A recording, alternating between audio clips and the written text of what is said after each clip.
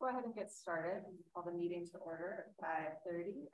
Sounds like Pam is not able to join us tonight.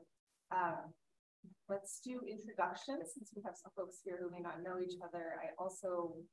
I'm just curious, are we supposed to have members of the public sign in when are you providing public comment, or are you just here to observe? Also here to observe. Okay, I don't think if they don't want to talk, they don't have to sign in unless you really, really want to. We're glad you're here. Welcome. Yes, thank you.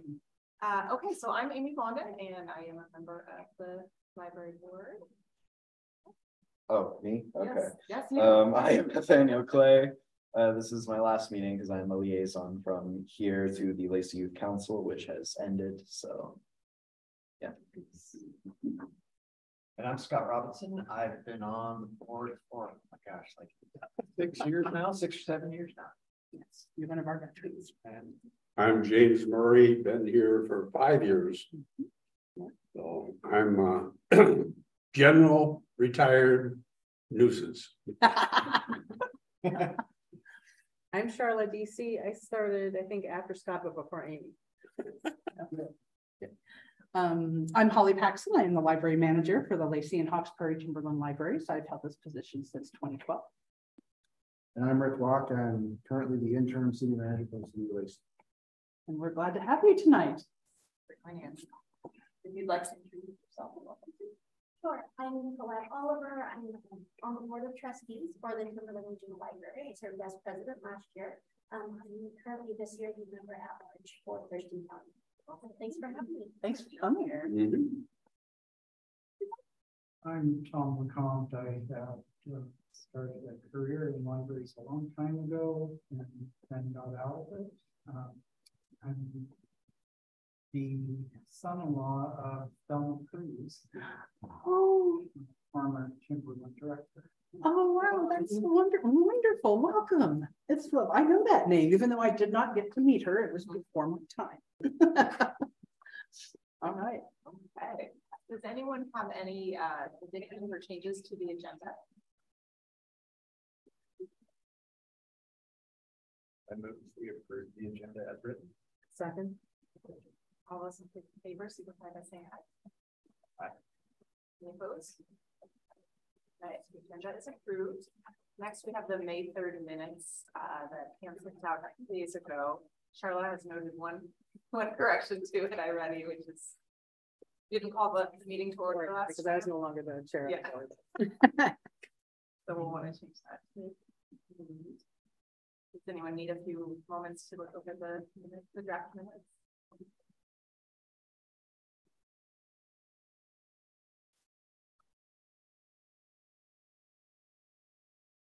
Would also like to recommend you approve the as revised. Charlotte.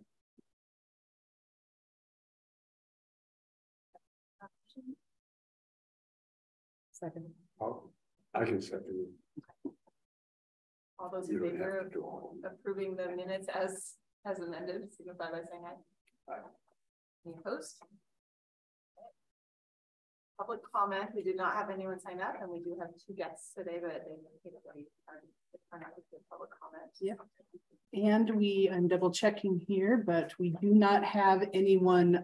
We don't have any members of the public on the Zoom wishing to offer public comment as well, or present at all. Okay.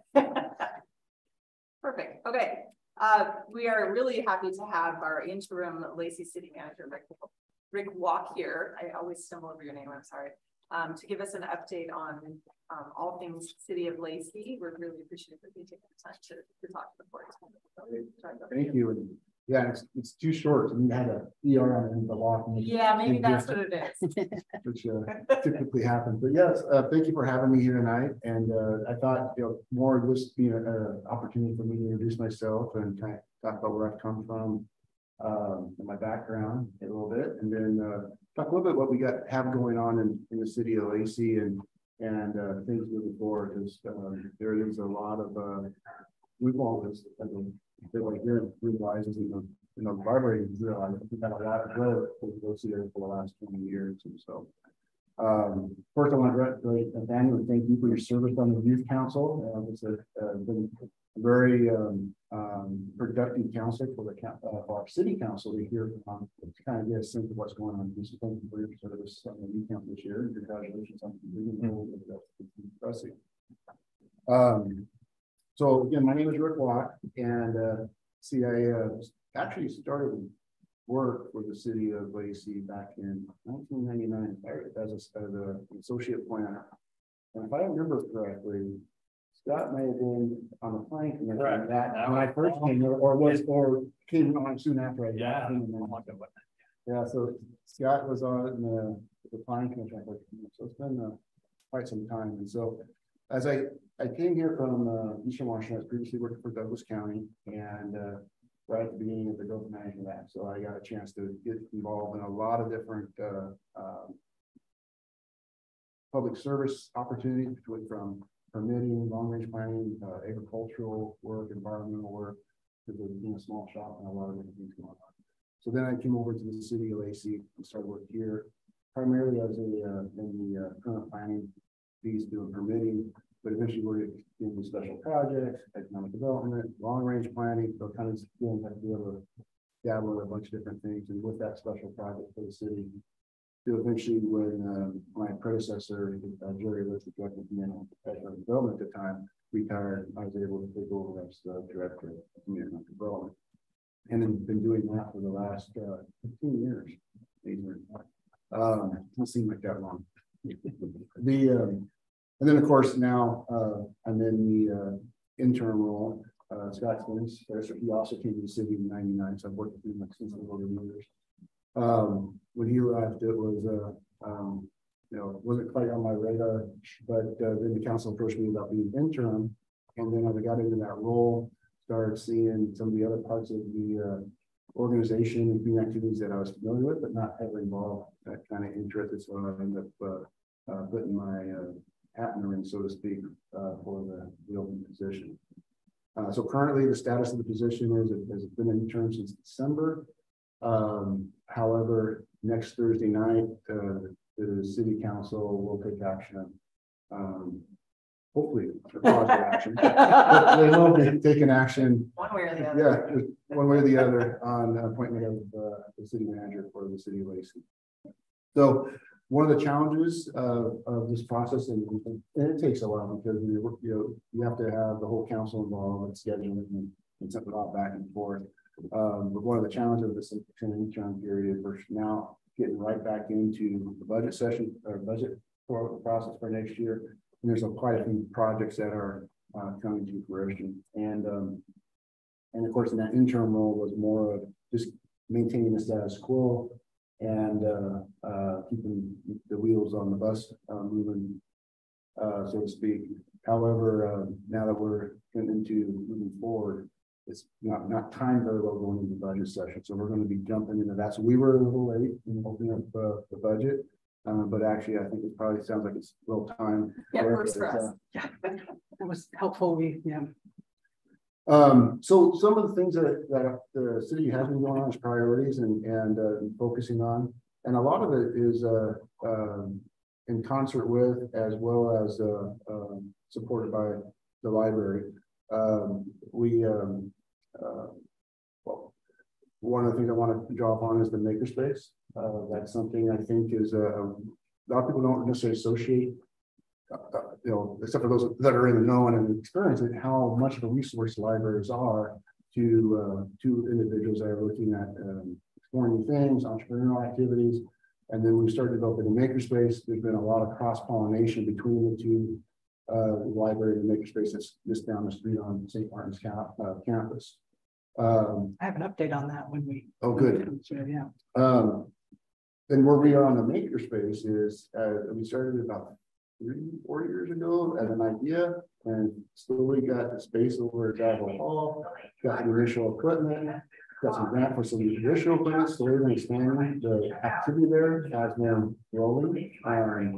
One of the nice things about it is we're starting to give memberships that are not just from Lacey, Olympia, Tumwater, Thurston County. We're now starting to get people that are coming down from Auburn, Gig Harbor, Grays Harbor area, Lewis County. It's become a spot where people are gravitating to. It's been a much broader reach, which is what we were hoping for. This could be a hub for entrepreneurial hobby activities, as well as workforce and business support programs. So with that success, we were able to actually get some congressional direct spending dollars through Congresswoman Strickland and Senator Murray's offices to get another $1 million towards physical expansion. So we're now going to take over all of Zagal Hall with the makerspace. We just, and this is also again a testament to all the partners involved. The Thurston EDC has been providing a lot of financial support in terms of management and oversight. The city's been putting in capital dollars, and of course these federal dollars are just a blessing. And then St. Martin's being able to host it on their campus and moving the facility department out of Zagal Hall so that it can take over the whole space, about 10,000 square feet. We are looking to be able to potentially be under construction for that expansion. I want to say in the next few months.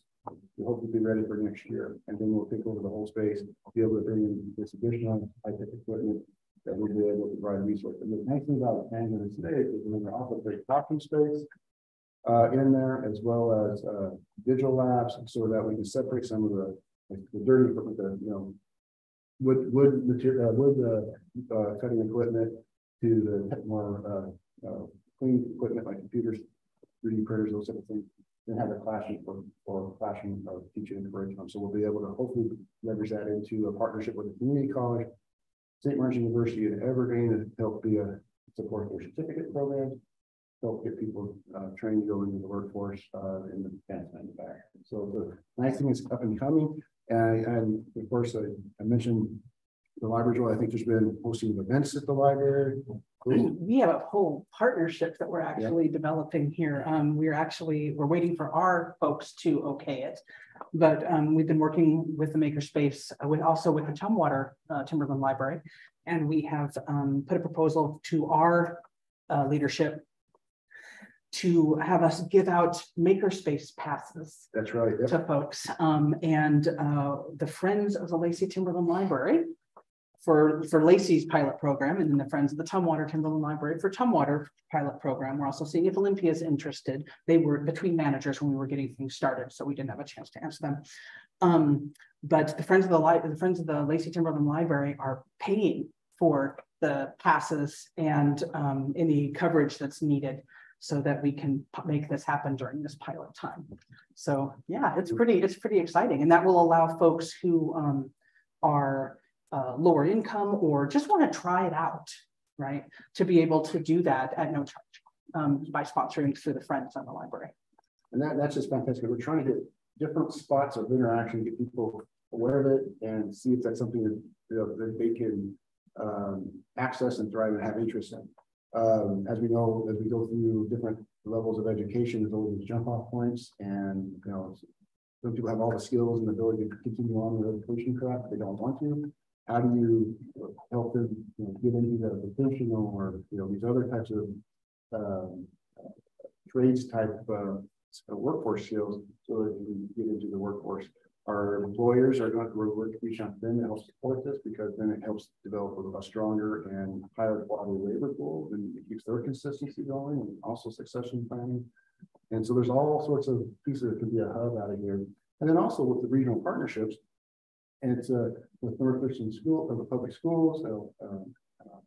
Brad Hoop has been a critical partner. We always do the life of this, as well as some members of SDSCC.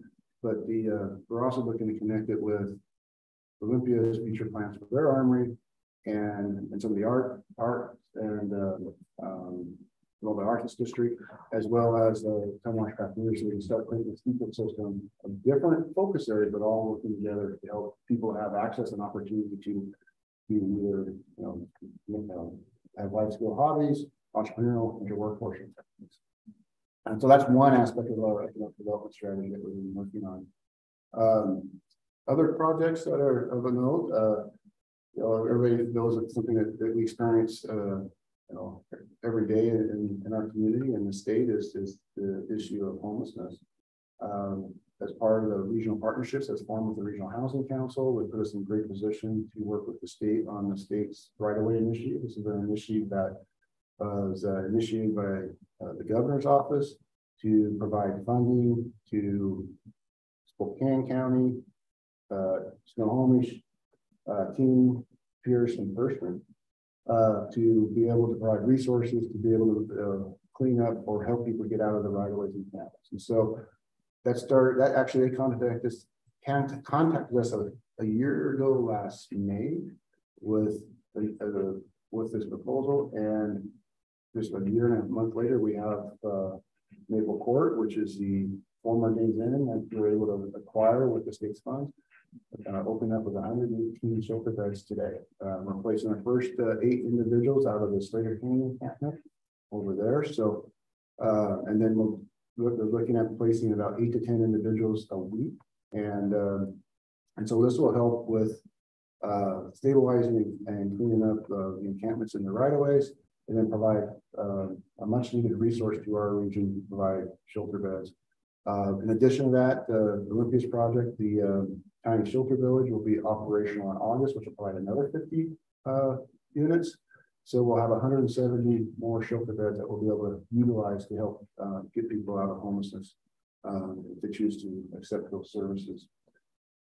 And then now it's set up with the state funds going towards that. That helps free up some of our local dollars to continue with other related to shelters, like phase 2 of Unity Commons, moving that forward, and then also another permanent supportive housing project that's off of Franz Anderson Road that we're partnering on regionally. So again, we're finally kind of getting to that point where we're actually getting that inventory to be able to have more of an effective, proactive approach in helping people get out of homelessness and reach services.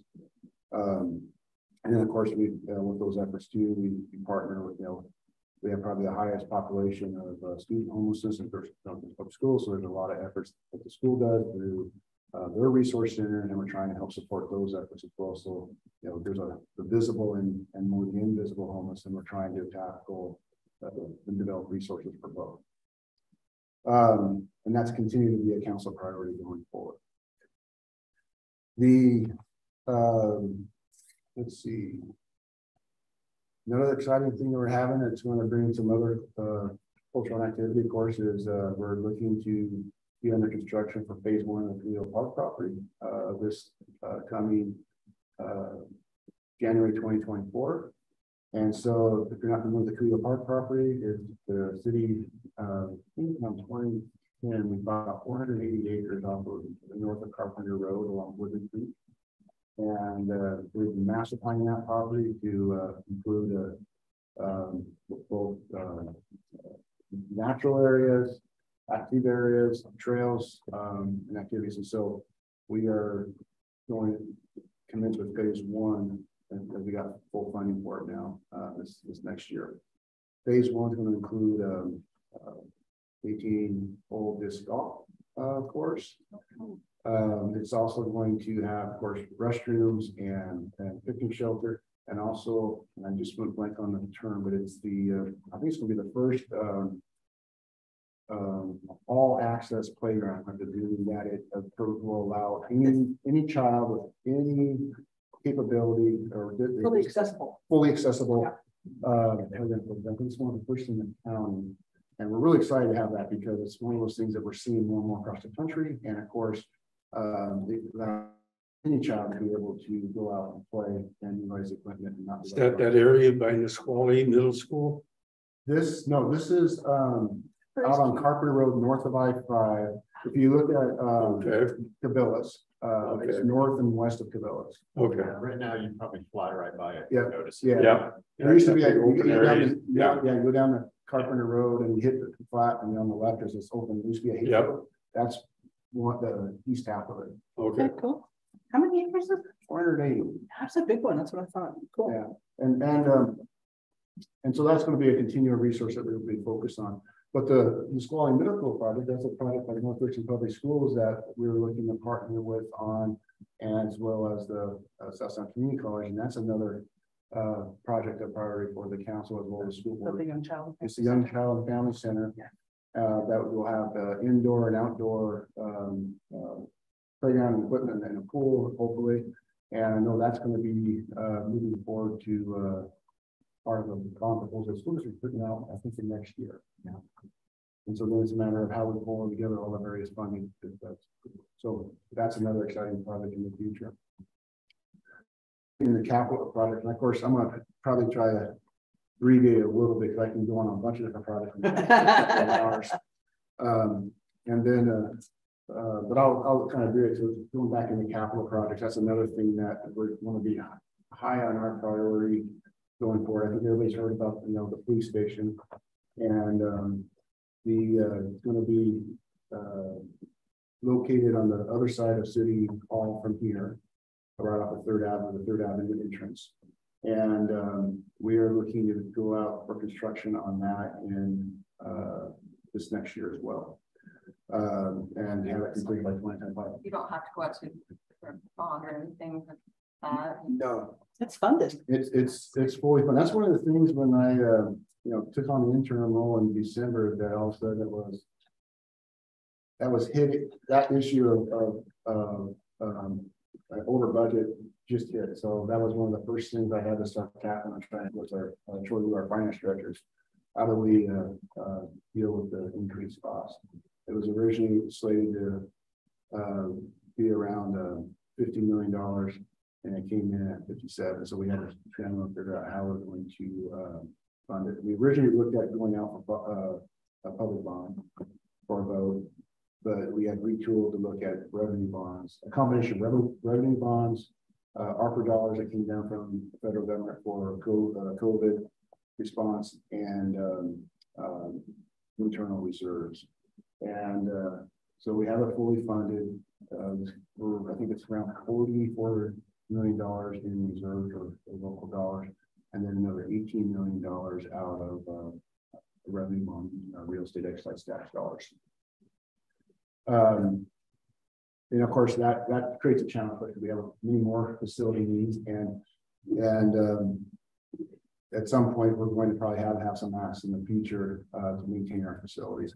Right now, outside of the police department, so the police department is going to be about $62 million in total cost, and of course we have about $5 million is already sunk. That's the $58 million is what we'll be going forward with.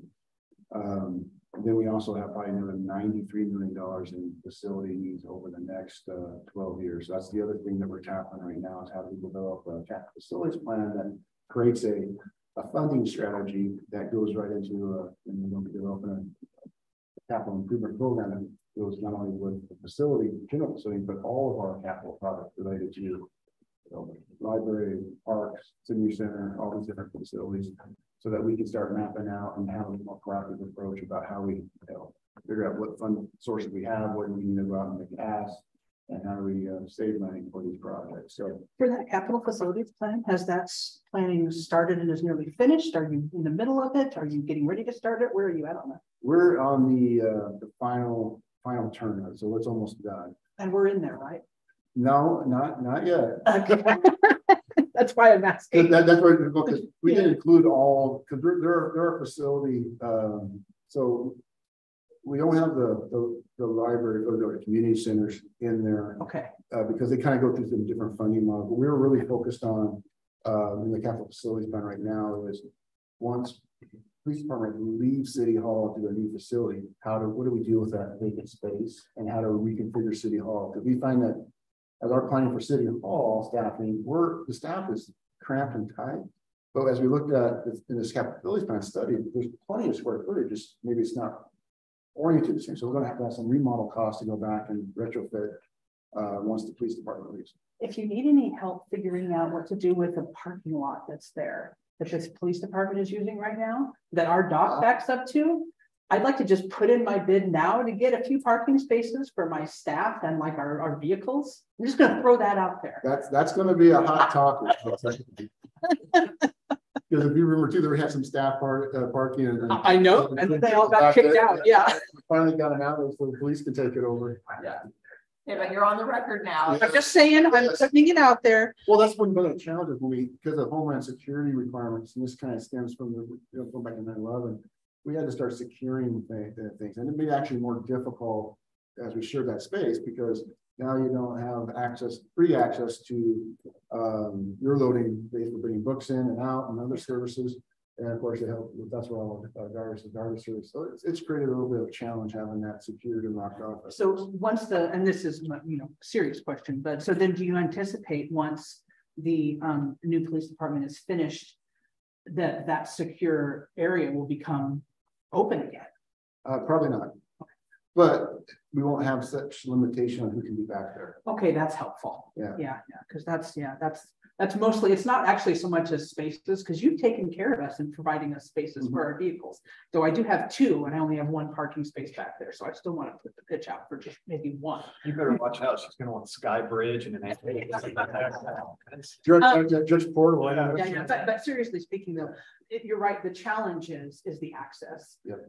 And especially because sometimes we're trying to get back there after hours on sometimes we have a courier coming on now that we're doing our holidays differently. We do our holidays now on the day the holiday falls, not the Monday. So there's Mondays we're open and you're all not there. Yep. And so it would be, if I'm hearing that perhaps we'll have some solutions to some of those difficulties as we move forward. It opens up the opportunity to figure out how we can make it be less cumbersome. Lovely. Yeah. That's great to hear. That's great to hear. And of course, in addition, just to the facility, that animal services building, which we found through the study that probably one of our facilities are in the worst conditions, and we need something immediate. So that's about a $20 million project. But unfortunately, that's a partnership with the county, Olympia, and Tumwater. So there's some assistance in trying to figure out how we move that forward. And then public works shop and operations. They're busting at the seams down at their current location. They're off of College Pacific and Lacey Boulevard. And that's going to be probably our biggest. That's going to be doing around $60 million retrofit, and not finding property that's available anymore that is centrally located inside to be able to accommodate that type of facility. It's probably one of those things that's going to have to be redeveloped in place, and we'll have to do some property acquisition. So that's going to be a long-term process as well. So those are all the type of those 3 facilities are probably the most critical ones that we're wrestling with. And this capital facilities plan is going to help us identify that funding guys and going out to 2035. And then of course trying to figure out how we pull those dollars together, if we have to go out for public bonds or be able to do revenue bonds, and coordinating that with what everybody else is doing in the community in terms of their asks as well. And then of course the White House Senior Center, Museum, and Civic Center, those are also on there, but those are usually tied to grant funds or other CDBG funds or those type of things. And then of course it's the same with this library. And one of the things too is that's when I hopefully hear from some precursor of what some of the things are, some of the needs are here at the library, so that we can start putting that into that capital improvement program and identify the paperwork we find some funds. Sure. One of the things that we're looking at to help bring some other revenue source dollars in is community development block grant program. Currently, we're in a 3-way partnership with Tumwater, Thurston County, and Port City Lacey, and we pool those CDBG dollars that come down from the federal government, the county level, and we have a rotational basis that every 3rd year that the city of Lacey will be able to distribute those funds. We have since we became a city of more than 50,000 people, we now can become an entitlement community, so we can now set up a program where we work directly with those CDBG dollars every year, so we'll get our own county, so we'll break away from that partnership. Tumwater and Thurston County will still be whole, and this is something Olympia has done some time ago. So now we'll have more of an annual process with those CDBG funds, and they really are geared towards low income and vulnerable citizens, as well as census tracts. And so as we look for projects that can be capital or service provisions, they have to meet certain criteria.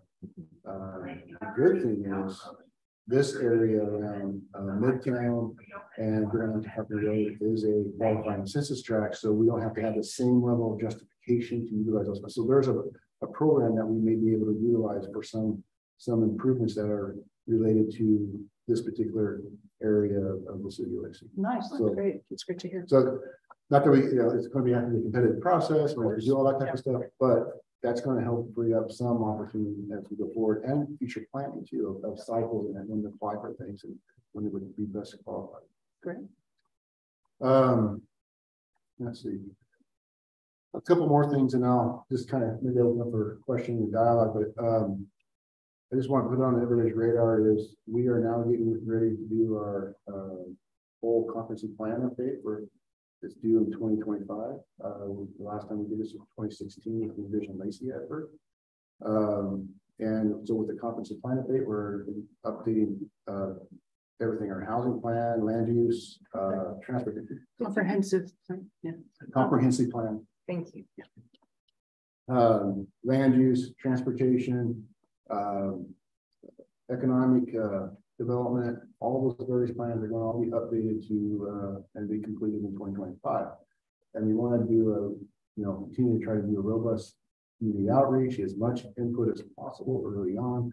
So those are one of the things I want to look at our community economic development staff as well as library staff is how we can maybe utilize the libraries to be a way to gather input where they can have sometimes periodic statics displays where people can look at and provide feedback, or we can have maybe presentations or some type of form that we can really capitalize on. Everybody comes to the library is a good place to capture where people are. We'd be very interested in partnering with you in that, especially with the community outreach piece.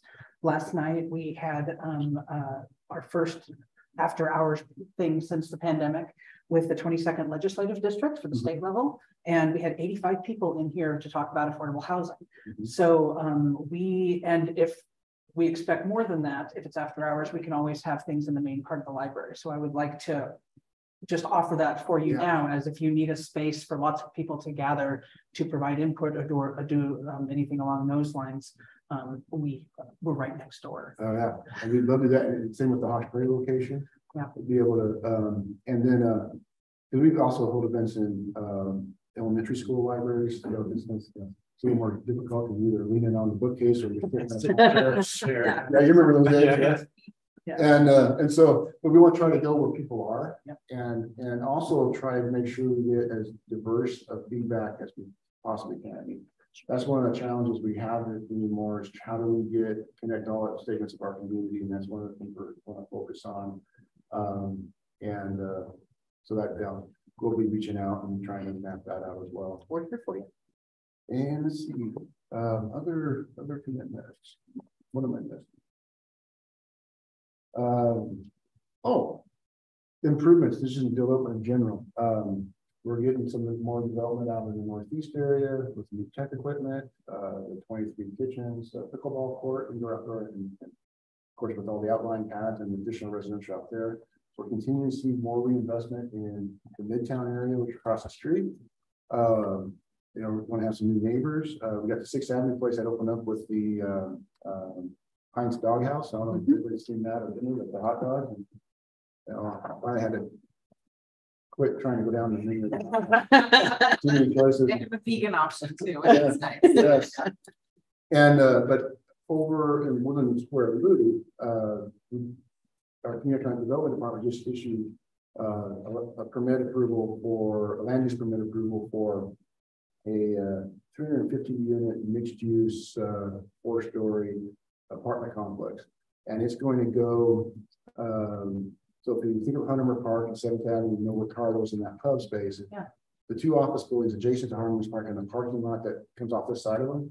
That parking lot's going to redevelop with subgrade parking and 2 buildings that are coming up on and facing either side of the block, and with ground floor retail facing the Carlos area. That's awesome. So now we're starting to get that Main Street, and I want to go back in the Wayback Machine because this is all going back to like 2014 with the Woodland District Strategic Plan. I remember that. I was at those meetings. Yes, that was based off of refresh of the Downtown 2000 plan that was developed in 1999, trying to transition this area into a 18-hour day mixed use urban neighborhood. Back then we're trying to say downtown, but it's never going to be that traditional downtown, but it's going to be that urban neighborhood. and transition away from the fast food, auto-oriented retail shopping center. So we're starting to see that transition occur, and I'm just going to dig way back machine because I know Scott remembers this. All those conversations back in the early 2000s and setting that vision, and we're now starting to see that. And it goes back to one of the things I always say about, especially planning, but is the three principles of planning is patience, patience, and patience.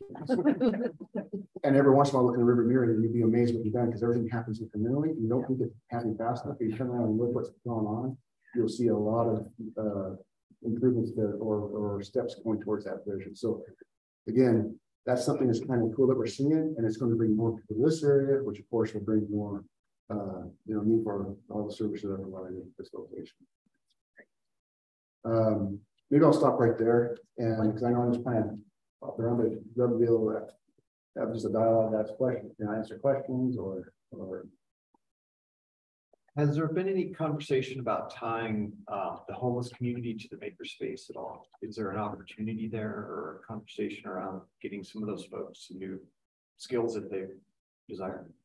There is, that there's going to have to be several steps that would have to occur before. Well, let me take it back. Everybody in the homeless community has a little bit of different needs and are different spots in their life. And maybe, there's some that may be ready to be able to access them that fairly soon, but there's some that are going to have to get stabilized, get through their case management, some of the support services. But the ultimate goal is to get them into more long-term housing and a stable place, and then also develop workforce skills. So, for example, with the Maple Court and the operations going to occur there with the Lehigh, the Low Income Housing Institute, is they'll do daily case management, checking in, are you ready for some services, they need services. Oh, by the way, let's give you your benefits. Like, are you registered for Medicaid and any other things, get your IDs. Then they also will do like classes as they develop their abilities for resume building, job interview skills, those type of things. And then if we can start getting people tapped into the makerspace, that would be a natural conduit. A year ago, I think it was, we hosted a training through Pack Mountain Workforce for basically it was construction site 101. It was for second chance and individuals that had been probably experienced homelessness to be able to come and have, I think it was a 2-week course and certificate that provide basic construction site management and skills. So how to drive a forklift, how to lift loads properly, how to use the various wood cutting equipment, how to just site safety, all those different things. And what was able to do was a very nice training program, and also was coordinated with some of our local contractors on the graduation. I think 95% of the individuals went through that and finished it, were hired into that process. So it does keep that possibility. Yeah.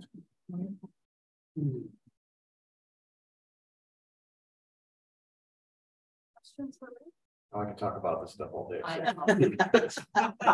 The greatest part about the planning commission is when we used to get on the bus and drive around all over the place, look at all the new developments and stuff like that. Yeah, that actually that kind of went by the wayside the last 3 or 4 years. Yeah, I imagine. So funny you mention it. I'm actually rescheduling it for this September, so we'll have our reconvening of the. I always call it that national mystery trip. It's one of those things. Unfortunately, I don't have to do this, and it may not. I got a week left. I may not have to do this. It's one of those things where we would go around the community with the planning commission and council, look at development projects or planning issues that we talked to, see how it turned out in the field and ask questions. And usually we had like 3 or 4 key stops, but on the way we'd have all these project sites. And so and of course, as you know, we've experienced so much development. We've always had, I remember where we went, there's something to point out. So this subdivision, my lots, it's 60 acres, it's density, and I just remember always having to be looking back with a microphone, trying to gauge what the bus was doing without seeing the front window, trying not to fall down and remember the whole, that's been interesting. That's fun. But yeah, we'll be starting that up again this fall. Cool. Well, thank you very much. I appreciate it. every time I drive around Lacey, I just am amazed at all the development and just the new businesses. So it's really exciting. Well, and yeah, and that being here it's been a really unique experience because not many people get a chance to work, and I've been able to get Ray Coolio and Scott and Jerry Litt and all those kind of everybody else except the stage, but being involved in this rapid growth, you don't necessarily in the final get to see things implemented in a short amount of time and develop policy. And I really do think that the Lacey community is very proactive about planning and proactive about infrastructure and making sure that also too we're not staying within our means, so we're not overstrapping ourselves financially. And it's in a very good position today. Not that we don't have challenges going forward, because we still need to expand our revenue sources. We haven't had any major retail expansion since 2008. And all that has to do with that recession and how that changed the whole landscape of retail dynamics. Yeah. And then also for us, with how the tribes are partnering out there and buying the area after those, working with them on master plan that area and see what that could become another significant service, retail, and cultural area that can be another benefit to the community, bringing people in to visit places. And I feel like the city's done a really nice job taking care of the library here, and Holly does a great job. And I think the future, or just the planning that's going on, it'll be interesting to see where the library is in 10 or 20 years and what services. I'll still be here. Well, and I'm excited that the Hawks Prairie branch is coming up, because we've been talking about trying to get branches and services out there since college left. Yeah. Yeah. We used to have that little kiosk at the community college there in the Hawks Prairie Mall. But, that went out in 2015, yeah. and we could not find, was it 3 years, I think, before we were able to try out something at Baby Boomer Bikes in Cafe. Right. And then, that's right. And then we did that, but then the pandemic hit and they closed down, and then we had, nothing until Hawks Prairie opened. And I'm really pleased about that. And now we, not only have that and the opportunity for that lease will be coming up in, in a year or two. And it's been, as far as I'm aware, fairly successful. Nicolette and the rest of the board will, determine what they'd like to do as part of budgets when that lease comes up. But also we'll have the opportunity to partner, I'm hoping, and working with the Youth, Child and Family Center. Yes. To, we could go over there and do story times, help out other things.Maybe there's a possibility of even some additional library service in that space. Mm-hmm. So more the merrier, right?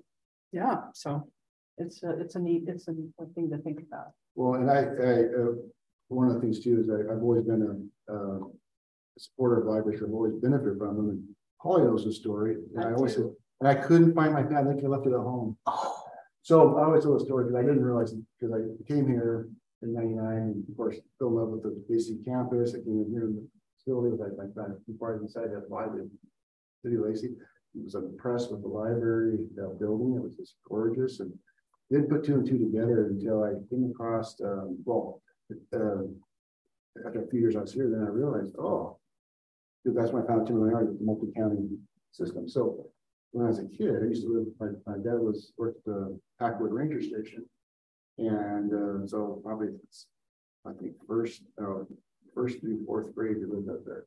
And I remember the Timberland Regional Library bus always coming out and bringing our book order, and how big an event that was, and how far out that we were from everywhere else. Back then, not like today, it was very isolated back then.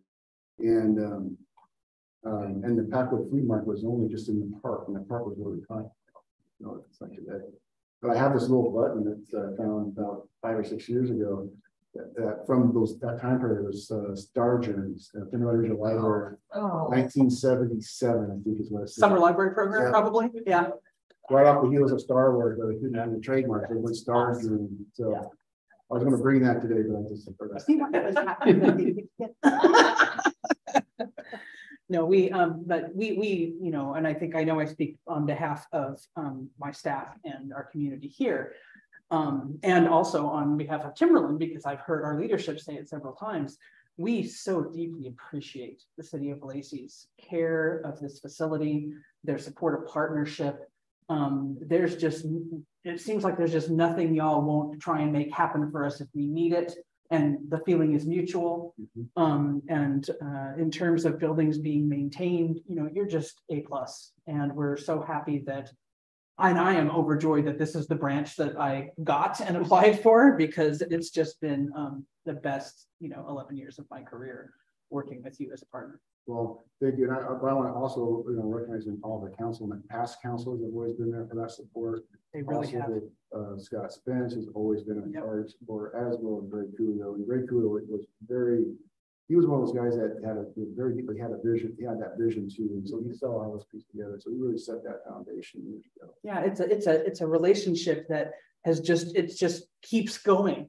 Even as leadership changes, and it just continues that bedrock support for library services, and we really deeply appreciate that. So thank you. We're going to move to our next agenda item, which is budget request. It's draft though. Yeah. So go ahead. all right, thank you, Amy. Yeah. So and I'd like to put a little context out for this for Rick. The rest of you will remember for last year. Yep, there you go. Out there too.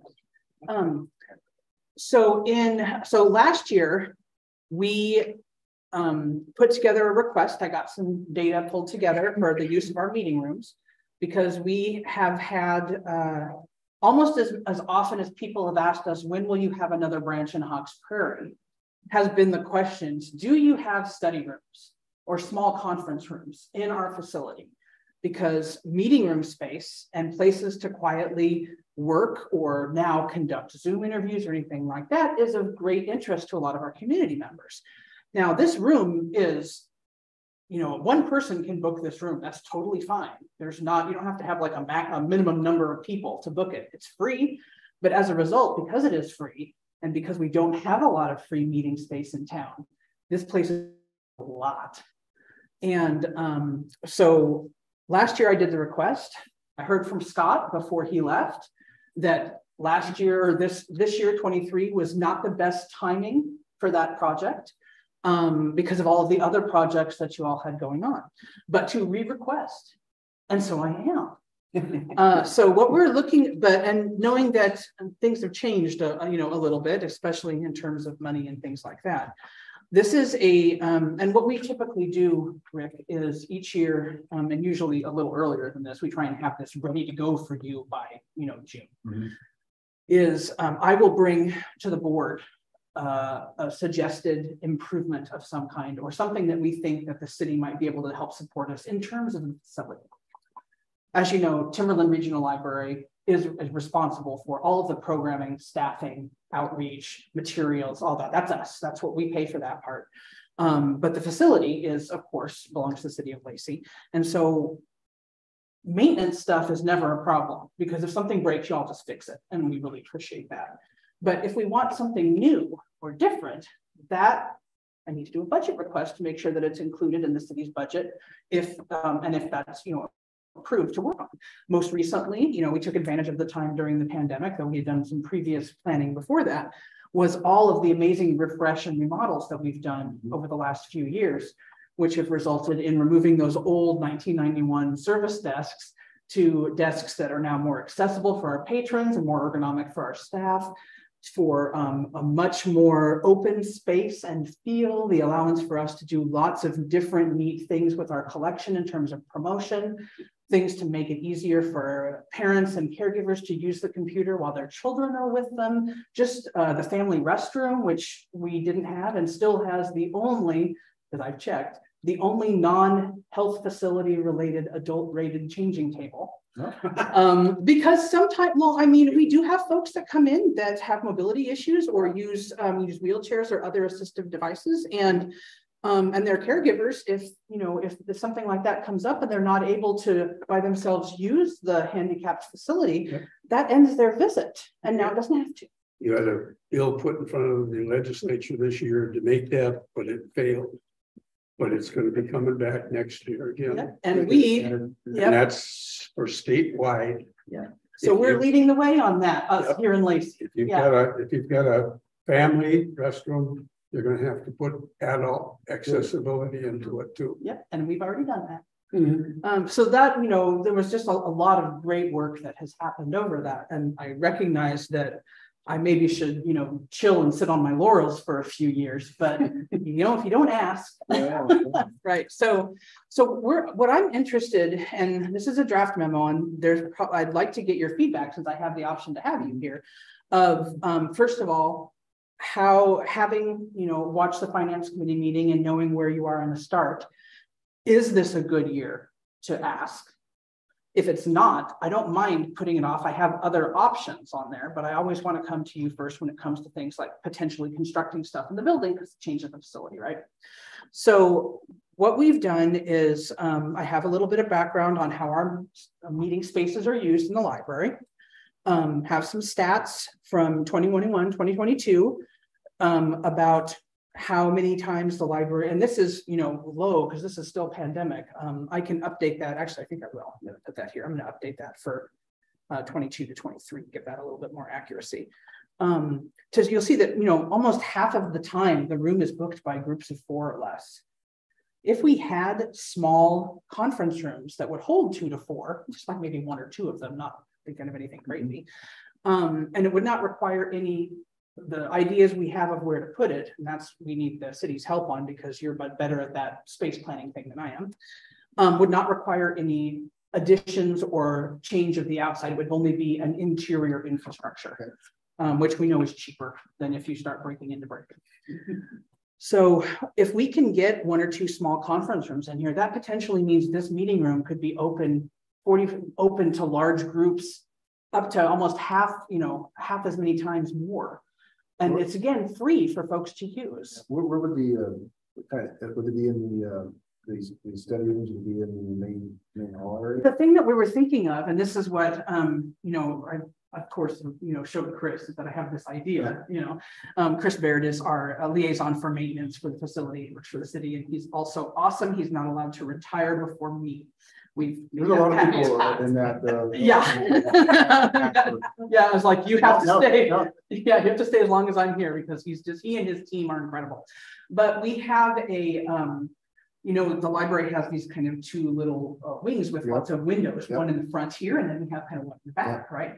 And that back area now has is a place that a lot of folks go just on their own to work quietly. We have individual tables, just 1 seating on there. There's enough room, I think, back there to do 1 or 2 rooms. They might be rectangular shaped, have some light in from the back. Need to do a little bit of HVAC and lighting work to make sure that they're properly set up for the balance with the rest of the system.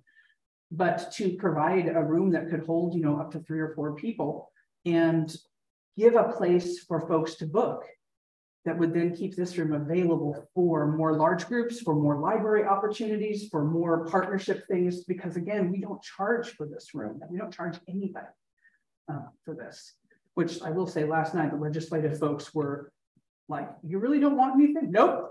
We're good. Yeah. Yes, we need 2 conference rooms. So, well, there's a couple, you know, yeah. So what the request is, and the cost, it's hard to say. I had 1 company come in and take a look. They gave me a ballpark of about 30,000 in early 2022. It's probably more now, given all the other things on there. So, and it will depend on a variety of factors. And we're thinking, you know, ballpark at 50,000 probably.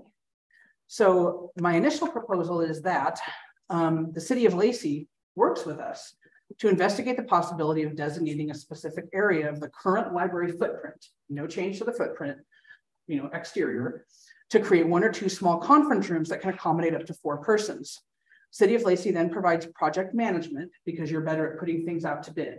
You have more experience with that if it's required, and some funding support.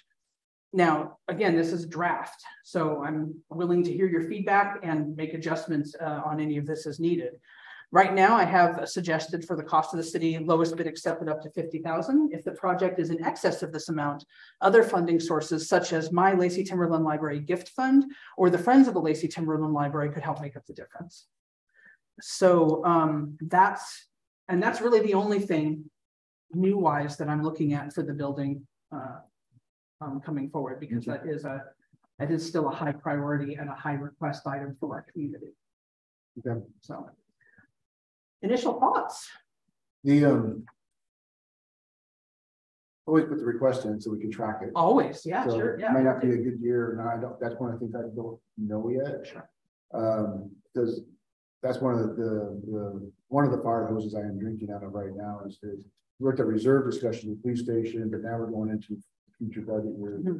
This is going to be a year of transition in a sense because not being on the review side of all the budget process and only on the request side. And while I have a good understanding, and Scott and I talked about things, and Troy, and I know Troy heavily involved in experience with it. There may be some tweaks this year that we want to try to do. Plus, we don't know what we're going to see in the next year in terms of revenue increases. Right. And then also just kind of that landscape is typically we have a little bit of flexibility with previous year and year savings. Right. However, the savings we had from last year that we put in the reserve designations, we had to utilize to shore up the funding gap on the police station. Yep, got it. So, and then a couple other commitments that we have with the permanent stored housing project in Lacey I mentioned earlier. So I'm not sure where all the pieces are now. 50,000 is not in the grand scheme of things a lot. So that's why I say encourage you to put it in. Okay. What I'll do is put this and send this to our capital projects team, because that's the other piece of it. Right. Is we're trying to create a more predictable scheduling program with them and have them more involved in some of these capital requests early so that we can program it in their schedule, so timing wise as well. So I got to make sure they're aware of it. And again, this is a small project, so it should be one of those projects that fits in between the larger ones. So I can't guarantee anything this year. I never ask for guarantees at this point. but that part of it too is I'm going to be learning, and this is going to be, and we're going to be probably more focused on capital projects and less on ongoing costs until we get a sense going into next year how we're going to be able to budget process. But yeah, we can definitely take a look at it. And again, $50,000 is not a whole lot in the grand scheme of all the other budget requests. So. All right. Well, I will, I'm going to make a few revisions to this request then, and then I will basically, I don't know if action needs to be taken tonight, Amy, on, to allow me to email it to you or to email it directly to Charlotte, do you remember what we did last time? Rick? We called a special meeting. We did call a special meeting. Okay. Now, is there? Can I make a motion or suggestion? Yeah. I would be comfortable personally with you doing your magic and sending it to our chair, and just between the both of you representing what's been said here. Yeah, because we could get that in. Really, the only thing that I need to do is update the stats for the meeting room use and change the word study rooms to small conference rooms, because that is the preferred terminology for Timberlands, I understand. That makes sense too, because put on business study rooms are kind of the college library and those type of things, but it's more of a community. It is, yeah, it's more of a community space. It's a small group space. We want to properly and yeah, and I totally understand. So I just didn't know. Now I do. So I think we have a motion on the table from Scott to second it. Okay, let me make sure I understand the motion. I appreciate your enthusiasm. To allow Holly to revise the note as we just discussed, and then work with me as the chair to get it submitted to the city. So I think it goes under your signature. Yeah. James, you still want to second it after hearing that? Yep, I'll second it. All those in favor say aye. Aye. Aye. Any opposed? Okay, great. Thank you very much, folks. I'll make sure I get that done pretty quick. We're going to move on to the library manager's report. You're welcome to stay, but you probably want to go home and eat some dinner. So you're. No, if she doesn't get approval, she has to meet outside for the rest of the year. No, that's not how it works. Oh, yeah. I will do a few quick highlights if you'd like before you head out on there, which is to let folks know that speaking of the library bus, our newly revamped Anywhere Library Services, which is kicking off here in Thurston County, has officially kicked off. We had our grand opening. Nicolette, did you go to that? Last Wednesday. That was last Wednesday. Yeah, you were there, right? I was not able to make it either. So, all right, I don't feel quite so bad, and I was not ill that day.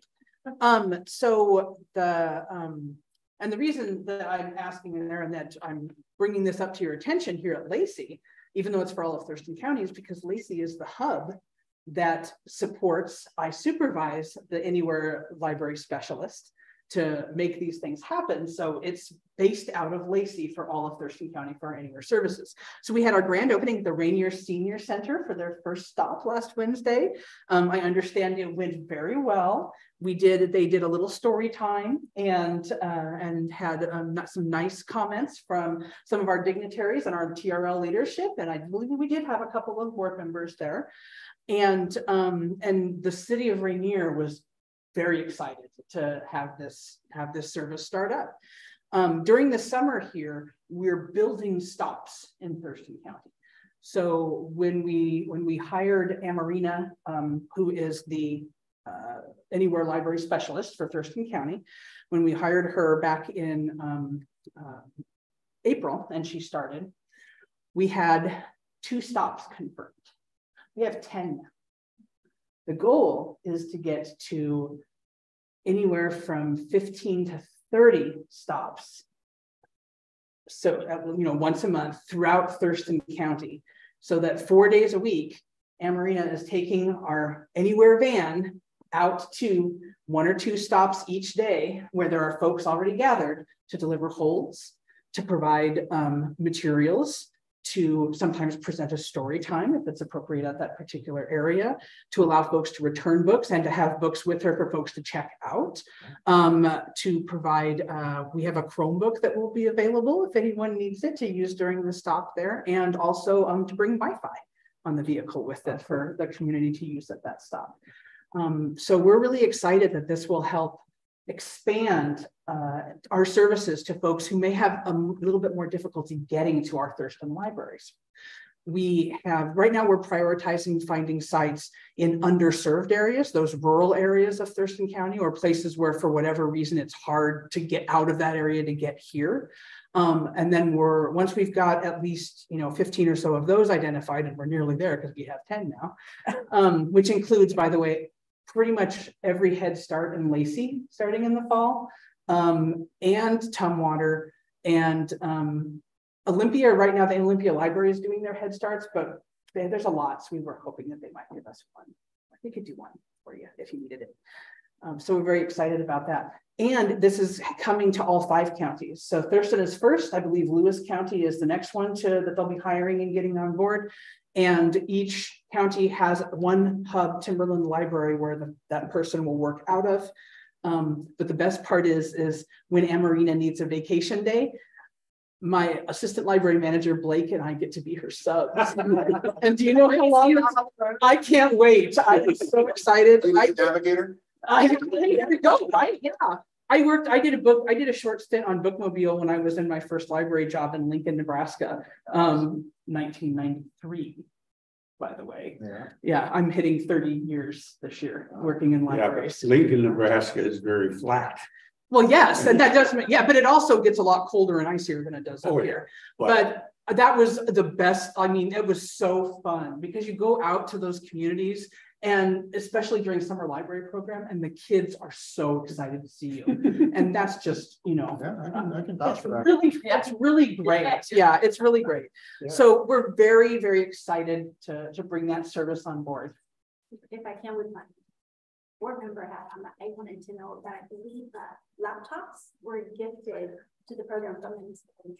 Oh, really cool. Yeah, we have a Chromebook to lend out, and we have laptops from the Nisqually tribe. You're right, that were gifted to us, and we will be giving those as 1 or 2 a stop as drawing prizes for folks at those communities that come and visit. And the tribe was, very cool with that, since it's a different brand laptop than we typically use in Timberland. And you have a small IT staff, it's kind of important to have the same brand. But we were so appreciative of that because we're going to get the opportunity to give away a couple of computers per stop to a person that potentially doesn't have that, doesn't have that access and service. It's so great. And then another one just with my patron. I'm a teacher. And so I wonder, do you have any partner or serve like the summer meal programs that the school districts offer? That would be a fun place to. Those are also some of our lists because a lot of times when we're starting out here, we're, getting trying to get sort of our regular stops set, right? But we also anticipate that summers will always look a little different. So like some of our stops right now are every week for 6 weeks down in Rochester. But that particular stop when summer is over, that will change up and might be at a slightly different place or the same place, but only once a month or once every other week.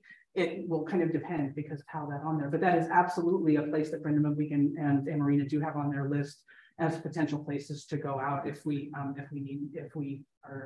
needing to get some extra stops for the summer and are able to. I was just like driving past that little splash park in West Olympia. There was kids everywhere. I'm like, they need books. Yeah, exactly. Holly, Yes. I wonder how are the people in these communities that you're trying to reach going to know about the van?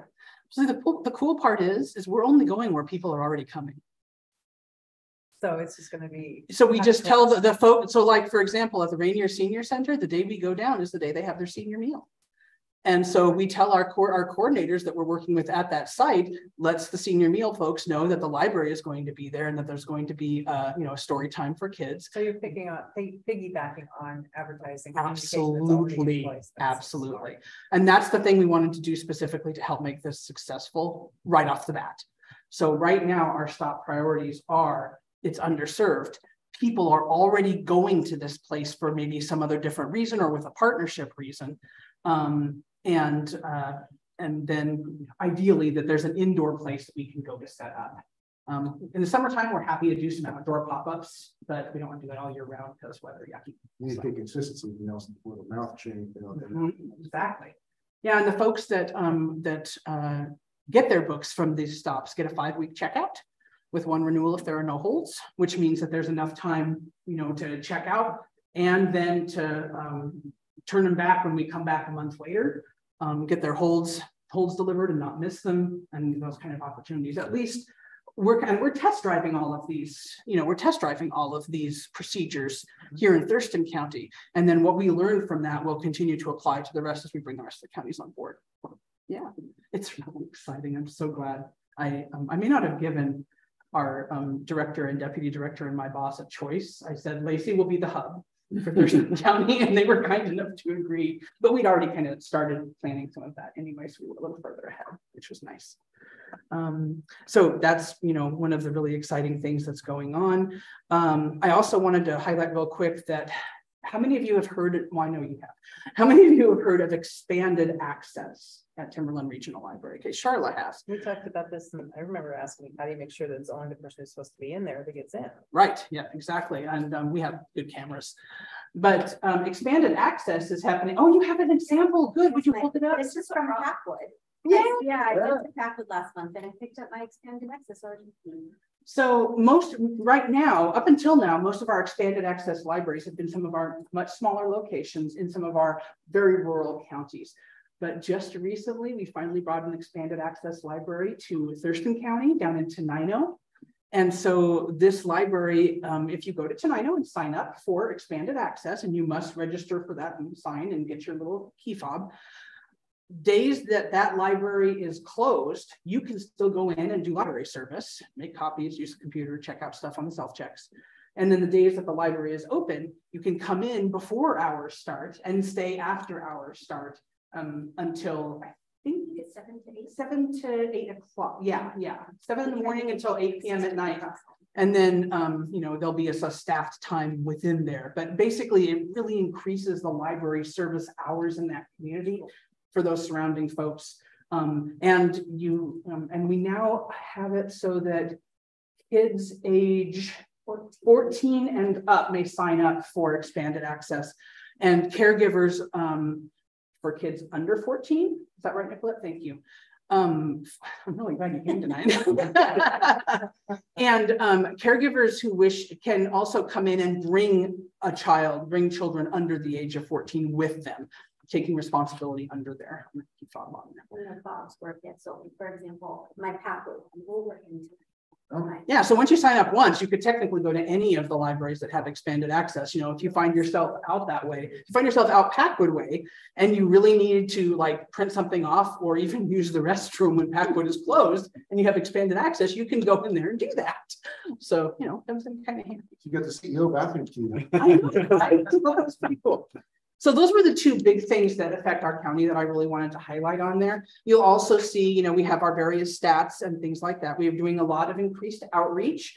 Especially in June, we really started doing we did modify our school visits for promoting the summer library program a bit. We're doing that across the district to help allow us to reach more places so that our staff are not, you know, committed for one entire day at just one school. But we were able to, in June, do 16 outreach events for youth, teen, and an adult and got to 4,427 people. So it was a good month. Good month. Yeah. Also wanted to mention that I do want to highlight the Hawks Prairie statistics for circulation on there. You'll notice for May and for our unofficial for June, because June's not quite over yet. But we are hitting at Hawks Prairie per month 4,493 physical and digital checkouts, which is an increase of 57% over last year this month. And now we're comparing apples to apples because we were open the whole month last year and there was not pandemic stuff going on. Just for context, our library here at Lacey, the big one, we check out 74,479 physical and digital items each month. And we're still like number 18 in the. Oh, we're 16 now. 16. Yeah, we moved up. Not that she's. And we're continuing to move in that. I'm hitting that top 15 spot. Yeah. Lacey loves to read. They do so much. Yes. Okay, can I throw a story right there? Yes, absolutely. I was in Chicago the last several days at the American Library Association annual convention. And so my badge said Charlotte DC Lacey, Washington. And I was standing in a signing line for Cy Montgomery, who was our Lacey Loves Free author in 2009. Yes. And I walked up and I handed my book and she signed, Lacey Washington, I've been there. And I said, yes, you were a Lacey Loves to Read author. And she said, those bookmarks, the bookmarks. Yes. I'm sorry. 2009 she was here and she remembered. We put on a great event for our authors that visited. I think that it's probably something they remember the rest of their lives. Yeah. Plus those gorgeous big poster bookmarks provide the most beautiful artwork for the libraries. We have them framed in our library here, just on the wall right outside here, and at Hawks Prairie every year we have them framed in the big glass so people can see them. And one of the things that we've been able to kind of have a little branding in this Midtown area. And you can probably see some of our utility boxes have new wraps like that.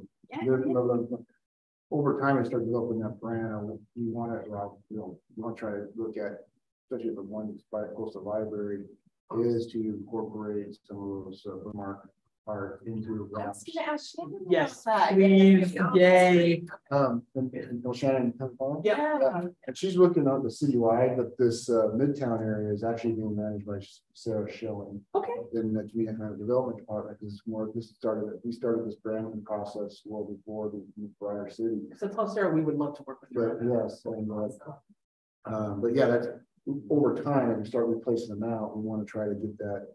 But this time, we're just trying to testing it, trying to get people aware this is a different place. And well, I've seen them in Olympia, they look great. That's what made me think of it. I was like, oh, we have a lot of talented young artists in our community too. Some of those bookmark, Lacey Loves to Read, especially, and highlight. The idea is you have banners too, and have those banners themed for the space of the front, so like deliver and create. So like in front of the community college of 6, learn, or from the residential pieces live, or those type of things. And so try to get things for the different uses and create keys. So yeah, well, we've done some really neat in terms of youth creators and things. I got a chance to speak to the commission on equity on Monday night. And one of the things that we talked about was the importance of supporting our local creators, particularly our diverse local creators, because the publishing by diverse authors is better now than it was, but it is still woefully a low percentage compared to the entirety of of authors and books. And that's particularly speaking where authors themselves are diverse, not just the diverse characters. So we have a collection called Books by Kids for Kids. And we didn't plan this, but most of the kids that have been coming in are, you know, racially diverse or ethnically diverse, or have, you know, perhaps a learning diversity, something along those lines, are neurodiverse. There we go. That's the word I was looking for. And they bring in books that they've written. You know, they're on like 8.5 by 11 paper, and they've illustrated and written them. And we catalog them. We put a barcode on them. We put them in a little sleeve, and we put them on display. And other people come and check them out. We had one young man who's given us like 3 sequels already. It's so awesome. And yeah, and you can find them in the catalog, and you can place holds on them and do all of those things. And it is, and the word is getting out, and more kids are like coming in. And these are like sort of little, so they're like 7, 6. They're so cute. These we sequels have to get a shadow rider and do the old. It's like Patterson. Yeah, you know. And Lacey loves to read. You know, our teen writing contest that we do.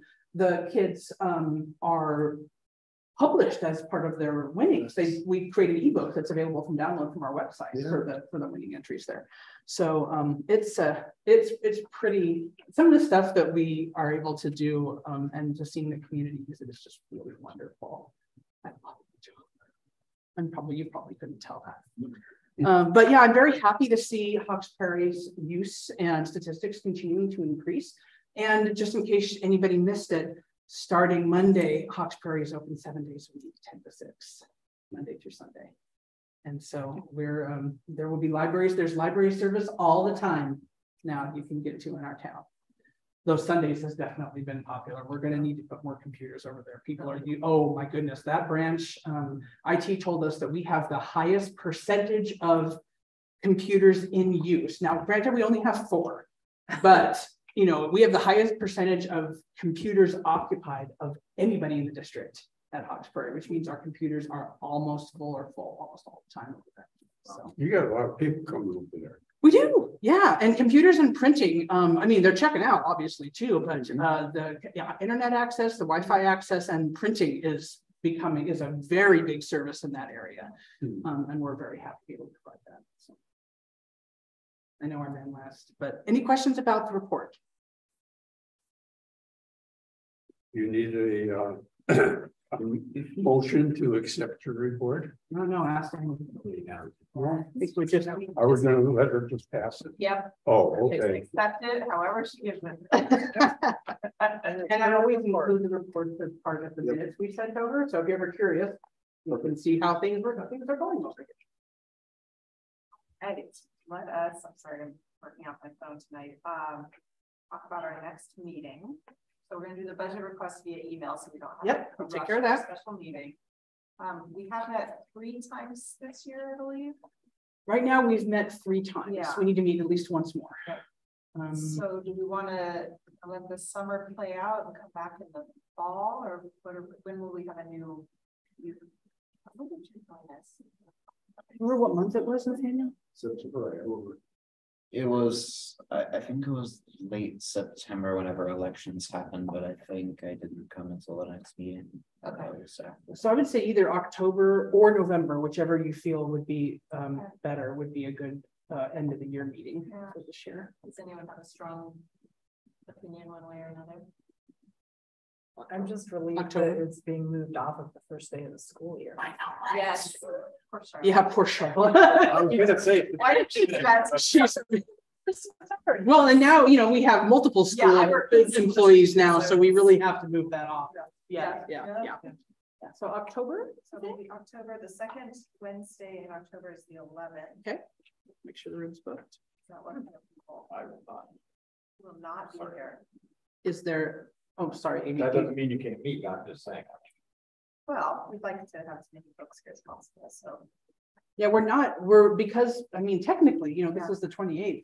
We don't have to limit ourselves to the 2nd Wednesday. So if folks are interested, if there's a better Wednesday that month that people would like to do, we can make that happen. I can just book the room. there's Sounders match on the board, so I can't do that day. Any other Wednesday that month, I'm happy to. What's the 18th look like for folks? Oh, I have Oh, we have the chair has to be there. I know, I'm sorry. What if we went to November? For the second Wednesday in November, be the 8th would be the day after election day. Yeah. Okay. How's that? Yeah. November. Good, because then I can tell you about how amazing that's 2023. If there's anything on the ballot for Thurston County people or for Lacey people, we'll be a voting center. If there isn't, we won't be. But if we are, I always like to let you know how that went. So I can do that if it turns out that we are indeed going to have folks here for 2023. Okay. We'll go to the order. Is anything else they wanted to share? All right. Then I'd like to say thank you for your attendance. Yeah. We appreciated your willingness to stand up and get thrown targets at. My pleasure. Crowd. Yeah. All right. I think we adjourn.